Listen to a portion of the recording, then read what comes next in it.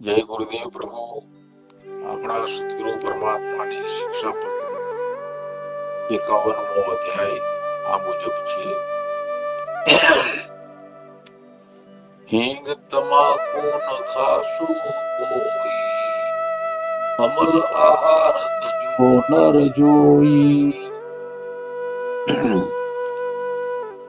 આપણા પોતાના જીવનને માટે થઈ, શરીરને માટે થઈ, શરીર સશક્ત રહે, શક્તિવાળું રહે, સ્ફૂર્તિલું રહે, એનાથી બરાબર જીવનના કાર્યો થાય એ માટે થઈ અને મનુષ્ય આહાર લેવો પડે છે.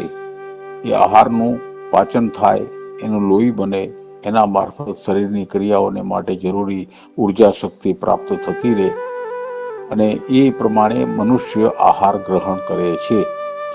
આવો આહાર ગ્રહણ કરતા મનુષ્યના જીવનમાં ખાસ કરીને જે કોઈ વ્યક્તિ આધ્યાત્મિક જીવન જીવવા માંગતી હોય તો આધ્યાત્મિક જીવનને માટે શુદ્ધ અંતઃકરણ, તામસી ગુણ વિનાનું અંતઃકરણ બહુ જ જરૂરી છે.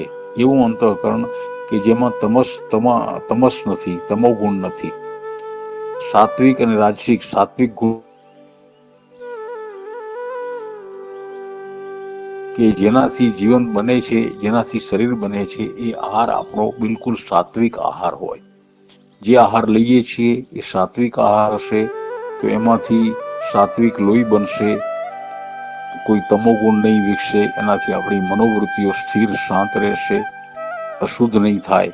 અને એવું જે જ્ઞાની પુરુષોએ જાણ્યું, જીવનનું આહારનું આ રહસ્ય જાણ્યું, એમણે ખાસ કરીને ધાર્મિક અને આધ્યાત્મિક જીવન જીવવા ઈચ્છતા મનુષ્યને માટે એવી સૂચના કરી છે કે જે આહાર લ્યો છો એ આહારમાં કોઈ એવા તામસી તત્વ આહારના તો નથી ને, એની તપાસ રાખો.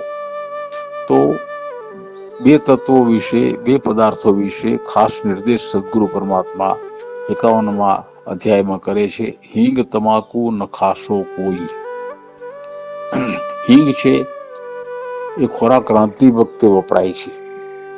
એમાં એક સદગુણ પણ છે, પણ દુર્ગુણ છે, તમોગુણ વધે. હિંગથી તમોગુણ વધે છે, જે નુકસાનકારક છે. ખાસ કરીને ઊંચા પ્રકારની સાધના કરતા મનુષ્યો, જેને મન શાંત રાખવું છે, મન શાંત અને સ્થિર રહે અને સાત્વિક રહે એ માટે, તો એમાં હિંગ જેવા પદાર્થો એવા આહારમાં લેવાય તો એનાથી, અને લોહીમાં ભળે તો એનાથી આપણા મનની ગતિ ઉપર એની અસર થાય છે. મનની સાત્વિકતા ઘટે છે, તમસ વધે છે.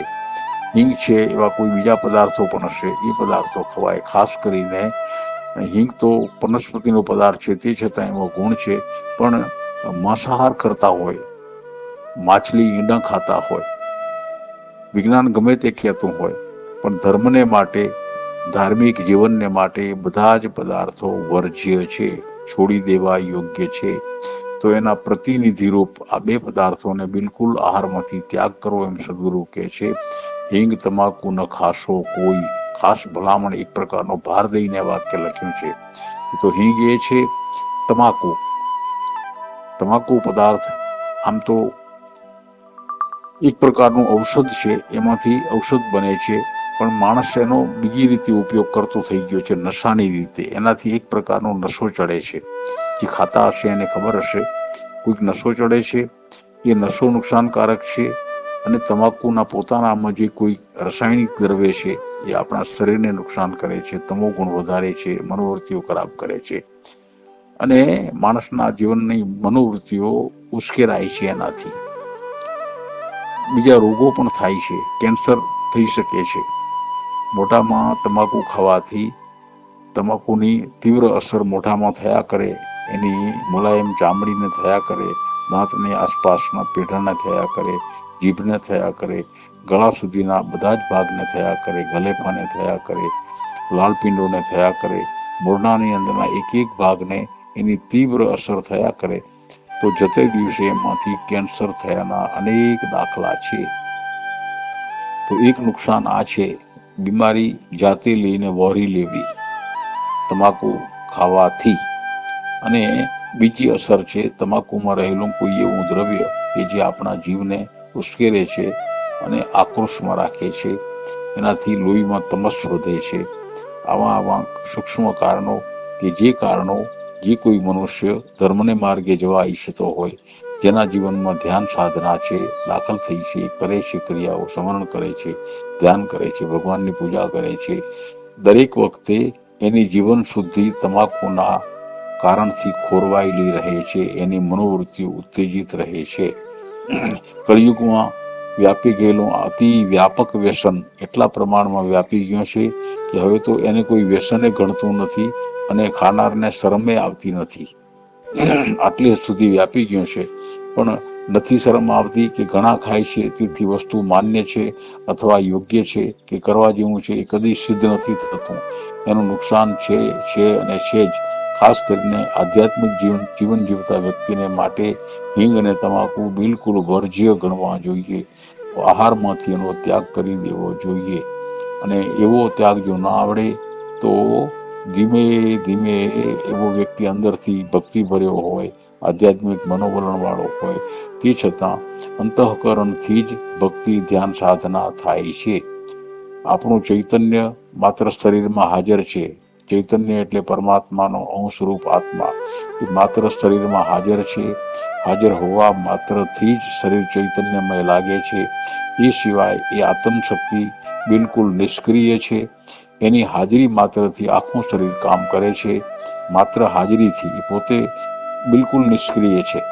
તો એની હાજરી માત્રથી જેમ શરીર કામ કરે છે, એમ અંતઃકરણ પણ કામ કરે છે.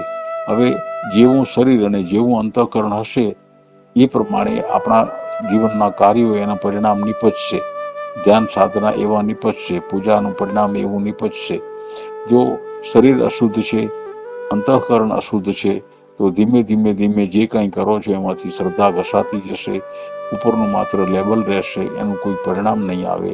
મનુષ્યનો તમામ પ્રયાસ નિષ્ફળ જશે અને એક દિવસ એનું મન એવું થઈ જશે કે એને ગમશે નહીં, ધ્યાન સાધના ગમશે નહીં, સ્મરણ ગમશે નહીં, ધર્મથી વિમુખ થતો જશે.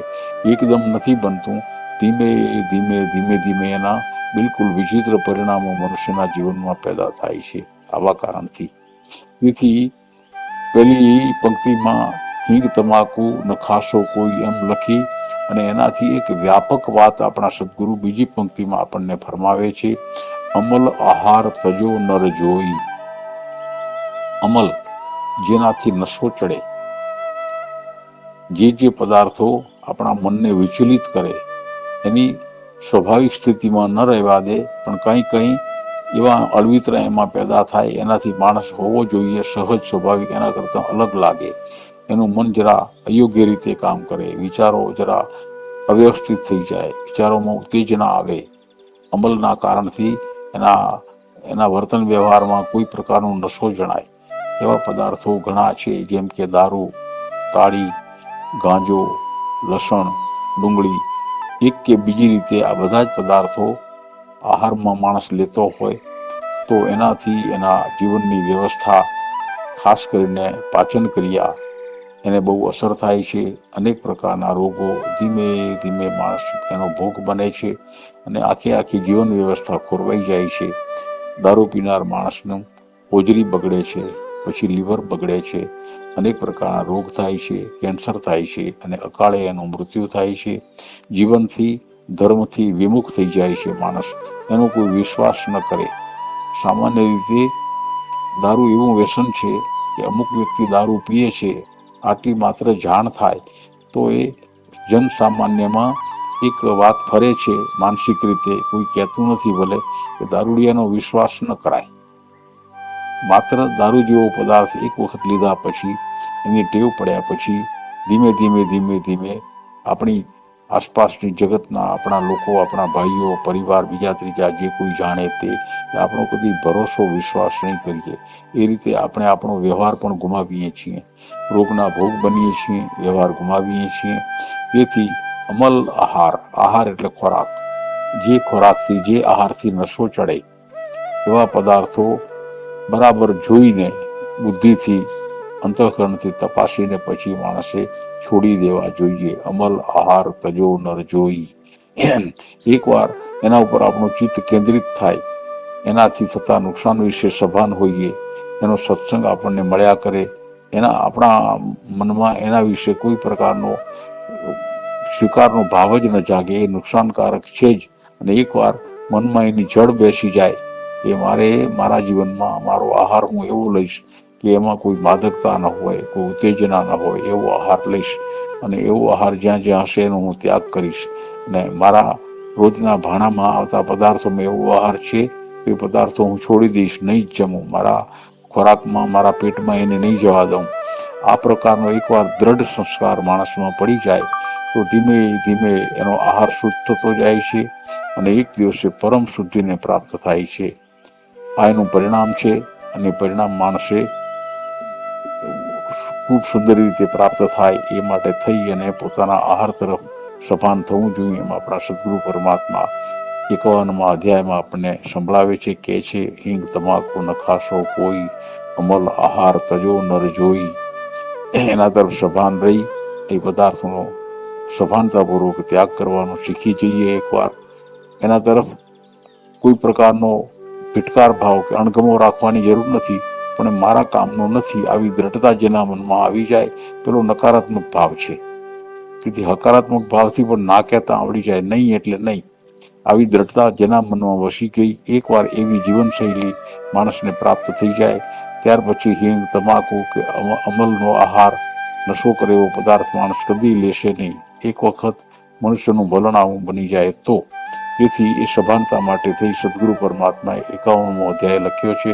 આપણે એને ગાઈને સમાપ્ત કરીશું.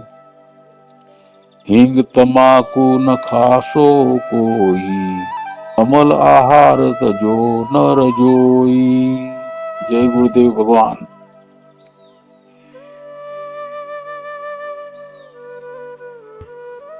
જય ગુરુદેવ મહારાજ. આપણા સદગુરુ પરમાત્માની શિક્ષાપત્રીનો 52મો અધ્યાય આ મુજબ છે. દનીમાં બેસીને ખાવું નહીં, એઠું જૂઠું ન ખાશો ભાઈ. આહારને ક્ષેત્રે સદગુરુ પરમાત્મા એક વિવેક આપણને શીખવે છે. શરીરનું બંધારણ આહારથી થાય છે અને શરીર ટકે છે પણ આહારથી. એ આહાર જેવો હશે, શુદ્ધ હશે, સાત્વિક હશે, એ પ્રમાણે શરીર અને એ પ્રમાણે મનોવૃત્તિઓ આપણી રહેશે. આહાર અશુદ્ધ હશે, બગડેલો હશે, અયોગ્ય રીતે લેવાતો હશે તો એ પ્રમાણે આપણી મનોવૃત્તિઓને શરીર બનશે. શરીરમાં બીમારી આવી જાય છે એનું કારણ, ઘણું બધું કારણ આહારમાંથી હોય છે ને આપણી આદતોમાંથી હોય છે. તેથી સદગુરુ પરમાત્મા આહાર લેવાને ક્ષેત્રે આપણને આ વિવેક શીખવે છે કે શી રીતે આહાર લેવો. તો બહુ સહજ વાત છે.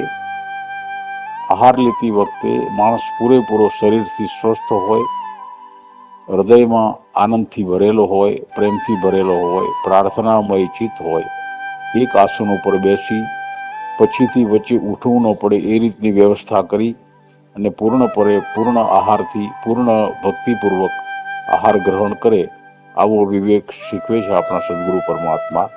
અને એના માટે એક પ્રતીક યોજ્યું છે એમણે, દનીમાં બેસીને ખાવું નહીં. દની એટલે ઘરનો ઉંબરો. ઘરના આગળના ભાગનો ઉંબરો હોય કે પાછળ બારણું હોય તો પાછળના ભાગનો ઉંબરો હોય, પણ જ્યાં પણ બારણાનો ઉંબરો આવે ત્યાં બેસીને ખાવાથી એ ઉંબરાની બંને બાજુ આપણું શરીર રહે છે, આપણા પગ રહે છે બંને બાજુ. તેથી કોઈ અશુદ્ધ અવસ્થા અંદર અને ઘરની બહાર ઉંબરાના કારણે સર્જાય છે.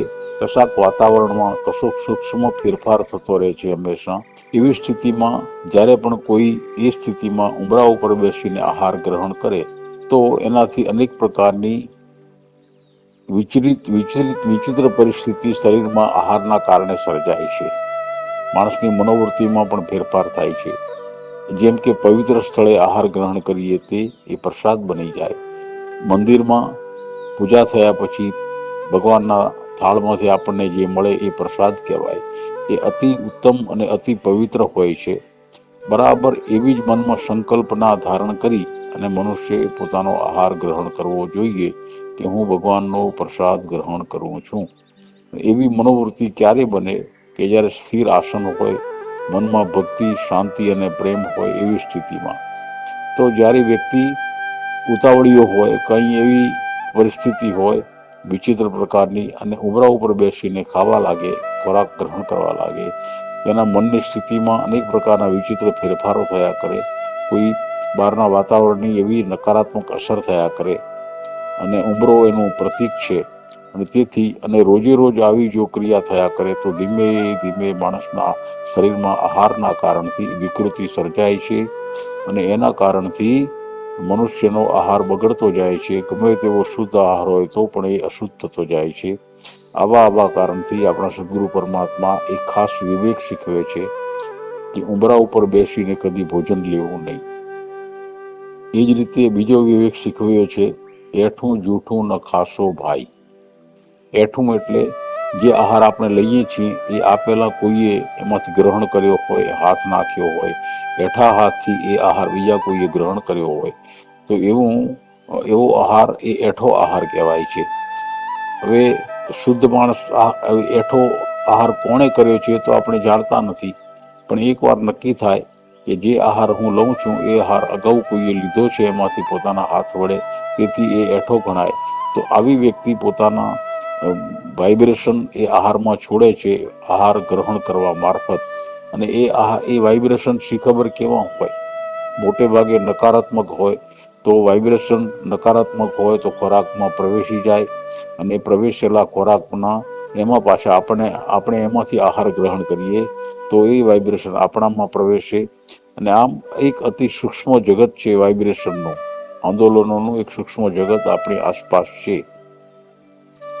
અને એ જો વાઇબ્રેશન શુદ્ધ હોય, શક્તિશાળી હોય, દિવ્ય હોય તો આપણા શરીરમાં એવો શુદ્ધ, શક્તિશાળી અને દિવ્ય ફેરફાર થાય છે. અને જો અશુદ્ધ હોય, નબળા હોય અને દૂષિત હોય તો આપણા શરીરમાં એવો વિચિત્ર પ્રકારનો નકારાત્મક ફેરફાર થાય છે.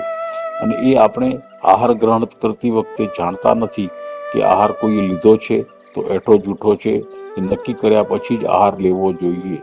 એનાથી માત્ર સદગુરુ પરમાત્મા અહીંયા વિવેક શીખવે છે આહાર માટેનો. હવે એનું પરિણામ જે આવે છે અતિ સૂક્ષ્મ પરિણામ છે.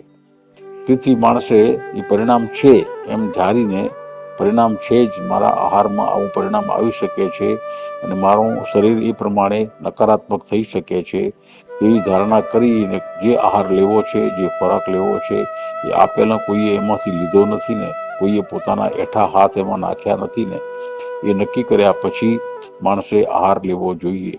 આમાં એક બીજો વિવેક પણ છે.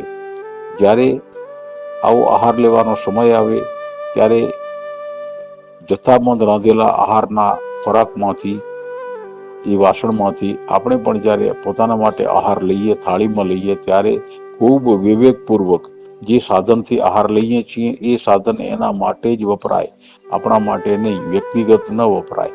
એ રીતે કાળજી રાખીને તો એ આહારની શુદ્ધિ જળવાઈ રહે છે અને એ આહાર કદી એઠો જૂઠો બનતો નથી. આ પ્રમાણે એક બીજો વિવેક પણ એમાંથી પ્રગટે છે કે જ્યારે જ્યારે આપણે ભોજન કરવા બેસીએ ત્યારે આપણી સામે થાળીમાં તો આપણે જેટલું જોઈએ એટલું જ લઈએ છીએ, પણ પછી વધારે લેવું હોય તો સામે પડેલા આહાર રાંધેલા વાસણોમાંથી જ્યારે લેવાનો પ્રસંગ આવે ત્યારે આપણે પણ એ જ રીતે ખૂબ વિવેકથી એમાંનો આહાર એઠો જૂઠો ન થઈ જાય એનું ધ્યાન રાખીને લેવો જોઈએ. એ વિવેક આપણા સદગુરુ પરમાત્મા શીખવે છે. એ એક પ્રકારનો સૂક્ષ્મ વિવેક છે, સૂક્ષ્મ વિવેક. અને એની સૂક્ષ્મ અસર આપણા અંતઃકરણ ઉપર થાય છે અને અંતઃકરણ પ્રમાણે શરીર વર્તે છે. શરીરમાં જે કંઈ બન્યા કરે છે એ અંતઃકરણનો પ્રતિઘોષ છે. તેથી આવા વિવેકસભર જીવનના બનાવવું, જીવનના નિયમો જીવનમાં પડાતા જાય તો આપણું અંતઃકરણ શુદ્ધ, હકારાત્મક બનતું રહે અને એની અસર શરીર ઉપર થાય, શરીર સુંદર કામ કરે. આવા સિદ્ધાંતોને ધ્યાનમાં રાખીને આપણા સદગુરુ પરમાત્મા આ 52મો અધ્યાય આપણે માટે થઈને ગાયો છે. એક પ્રકારનો આહારનો વિવેક શીખવે છે. દનીમાં બેસીને ખાવું નહીં, એઠું જૂઠું ન ખાશો ભાઈ. એવો જ બીજો વિવેક જરા વર્તનની બાબતમાં આપણા સદગુરુ પરમાત્મા 53મા અધ્યાયમાં આપણને શીખવે છે. 53મો અધ્યાયનું ગીત આપણે ગાઈએ છીએ. ગળીના વસ્ત્ર પહેરવા નહીં, નીચની સંગત ન કરવી સહી. ગળીના વસ્ત્ર પહેરવા નહીં. ગળી નામનો પદાર્થ જૂના જમાનામાં સદગુરુ પરમાત્માના સમયમાં જેમાંથી બનતો હશે એ કોઈ હિંસક પદ્ધતિ હશે. હિંસક એ પદાર્થમાં હિંસાના તત્વો એવું વાઇબ્રેશન હોય ને એવો પદાર્થ આપણા પહેરવાના કપડામાં જ્યારે નાખીએ ત્યારે આપણો ઈરાદો હોય છે કપડું હોય એનાથી વધારે સફેદ દેખાય. આવા ઈરાદાથી ગળી વપરાતી. પણ એ જમાનામાં કોઈ હિંસક તત્વ એમાં હશે, આજે નથી, એ વખતે હશે. તેથી સદગુરુ પરમાત્માએ એ સમયે જે કંઈ પરિસ્થિતિ હતી કપડાની એને વધારે સફેદ બતાવવાની, તો એના માટે થઈને આપણને ના પાડી છે કે ગળી નાખેલા વસ્ત્ર આપણે પહેરવા નહીં. હવે આજે તો રાસાયણિક રીતે ગળી બને છે, તો 600 વર્ષ પહેલા જે કંઈ ઘટના હતી એ ઘટના એ વખતે સદગુરુ પરમાત્માએ ફરમાવેલી કે ગળી નાખેલા વસ્ત્રો પહેરશો તો ગળી જેમાંથી બને છે એ પદાર્થ કોઈક રીતે હિંસક છે. હિંસક પદાર્થવાળી ગળી જ્યારે આપણા કપડામાં પોતાના પાણીના પ્રવાહી દ્વારા આપણા કપડાના રેશે રેસામાં પ્રવેશે ત્યારે એના હિંસક વાઇબ્રેશન પણ એમાં આવે છે. અને એવું કપડું પહેરનાર વ્યક્તિ એનો પ્રભાવ, એ કપડાના વાઇબ્રેશનનો પ્રભાવ એના ચિત્ત ઉપર પડ્યા કરે છે. ધીમે ધીમે અતિ સૂક્ષ્મ પ્રભાવ લાંબા ગાળા સુધી પડ્યા કરે તો વ્યક્તિનું ચિત્ત પણ ધીમે ધીમે હિંસક બનતું જાય છે, નકારાત્મક બનતું જાય છે. આવા એ સમયના કોઈક ખ્યાલથી આપણા સદગુરુ પરમાત્માએ આપણને મનાઈ ફરમાવી છે કે ગળીના વસ્ત્ર ન પહેરશો. એ જ રીતે એનાથી વધારે અસરકારક 53મા અધ્યાયની નીચલી પંક્તિ છે, નીચની સંગત ન કરવી સહી. નીચ એટલે કોણ? નીચ એટલે શરીરથી નીચો વ્યક્તિ નહીં, પણ જેની મનોવૃત્તિઓ નકારાત્મક છે, જેની મનોવૃત્તિઓ કૂડ કપટ દોષથી ભરેલી છે, જેની મનોવૃત્તિઓમાં હિંસા છે, જેની મનોવૃત્તિઓ ઈર્ષ્યા, દ્વેષ, ઘૃણા, તિરસ્કાર જેવા નકારાત્મક ભાવોથી ભરેલી છે અને એ ભાવમાં જ એ વ્યક્તિઓ રાચે છે. સદગુરુ પરમાત્મા વ્યક્તિને નીચ નથી કહેતા, પણ એની જે મનોવૃત્તિઓ છે એની અસર મનુષ્યના સમાજ જીવન ઉપર પડે છે. આના કારણથી અને એની જે નકારાત્મક અસર થાય છે તો એવી વ્યક્તિઓ ધરાવનારી, એવી મનોવૃત્તિઓ ધરાવનારી વ્યક્તિઓને સદગુરુ પરમાત્મા નીચ વ્યક્તિઓ કહે છે. નીચ, હલકા પ્રકારની, હલકી મનોવૃત્તિવાળી વ્યક્તિઓ કહે છે. અને એના જીવનમાં ધર્મનું સ્થાન ખાસ હોતું નથી, નીતિ નિયમો હોતા નથી. કોઈ પોતાના લાભને જ જુએ, બીજાનો કદાપી વિચાર ન કરે, બીજાના સુખ દુઃખનો વિચાર ન કરે. હું આ કરું છું એનાથી બીજાને કેવું લાગશે એના મનમાં સ્વપ્ને આવતું નથી. આવી મનોવૃત્તિવાળી અતિ સ્વાર્થી વ્યક્તિઓ ને સદગુરુ પરમાત્મા નીચ વ્યક્તિઓ કહે છે. હવે એની સાથે આપણે સંગત કરીએ, એની સાથે વ્યવહાર કરીએ, એની સાથે વસીએ, એની સાથે ખાઈએ પીએ, એની સાથે કોઈક રીતે આપણો વસવાટ થાય તો એના અતિ પ્રબળ નકારાત્મક આંદોલનો, વિકિરણો આપણા શરીરમાં પ્રવેશી જાય અને ધીમે ધીમે ધીમે ધીમે આપણું અંતઃકરણ પણ એવા રંગ ધારણ કરવા લાગે ને એવી મનોવૃત્તિઓ આપણા મનમાં ઉતરી જાય. સામાન્ય પ્રકૃતિમાં આવું બને છે કે મનુષ્ય જેટલું હકારાત્મક ગ્રહણ કરે છે એના કરતાં ખૂબ ઝડપથી નકારાત્મક ગ્રહણ કરી લે છે. ખૂબ ઝડપથી સુધરવું બહુ અઘરું છે, બગડી જવું બહુ સહેલું છે. આવી પ્રકૃતિની કોઈક રીતભાત છે અને એ ગુણને પકડીને, એ નિયમને પકડીને સદગુરુ પરમાત્મા આપણને ફરમાવે છે કે બેટા, તારા પોતાના જીવન વ્યવહારમાં, સમાજ વ્યવહારમાં, રીતભાતમાં, માણસોને હળવા મળવામાં જ્યારે પણ પ્રસંગ આવે ત્યારે જે વ્યક્તિની સાથે તને વસવાનું આવે એ વ્યક્તિના વિચારો, એનું અંતઃકરણ, એની ભાવનાઓને તારે જોવા જોઈએ. જો વિચારો, અંતઃકરણ, ભાવનાઓ જો દૂષિત હશે, હલકા પ્રકારના હશે, સ્વાર્થમાં રાચતા હશે, કૂડ કપટથી ભરેલા હશે તો એ નકારાત્મક ભાવોની ખૂબ તીવ્ર અસર તારા પોતાના ઉપર પણ પડશે અને એથી તારું અંતઃકરણ પણ શુદ્ધ હશે તો ધીમે ધીમે અશુદ્ધ થતું જશે. અને અશુદ્ધ અંતઃકરણ વાળો વ્યક્તિ જ્યારે બીજાની સાથે વ્યવહાર કરે તો એના વ્યવહાર પણ અશુદ્ધ થતો જાય છે અને ધીમે ધીમે વ્યક્તિ એવા અંતઃકરણના એવા વ્યવહારના કારણથી આસ્તે આસ્તે પોતાના ધર્મને ભૂલતો જાય છે, નીતિ નિયમો ભૂલતો જાય છે, કર્મકાંડ ભૂલતો જાય છે, નામ સ્મરણ ધીમે ધીમે ઘટતું જાય છે એવા પ્રભાવના કારણે. અને ધર્મની કોઈ વ્યાખ્યા એના જીવનમાં ઉતરી આવી હોય તો ધીમે ધીમે ઝાંખી પડે છે અને આસ્તે આસ્તે પોતાના જીવનમાંથી સાચા ધર્મના વર્તનને આચરણને ગુમાવી દે છે, ધર્મને ગુમાવી દે છે. અને એ ઘટના બને છે માત્ર સદગુરુ કહે છે કે કોઈ નીચ વ્યક્તિની સંગત જો તને થઈ જશે, લાંબા ગાળા સુધી રહેશે, તો તને તારા જીવનમાંથી ધર્મ ગોતવો મુશ્કેલ થઈ પડશે, ધર્મ રહેશે જ નહીં. ધીમે ધીમે ધીમે મનોવૃત્તિઓ એવી નકારાત્મક થઈ જશે. આથી સામેની વ્યક્તિ જેની સાથે હું વ્યવહાર વર્તન કરું છું એ વ્યક્તિની મનોવૃત્તિ કેવી છે એ જાણી લેવી જોઈએ.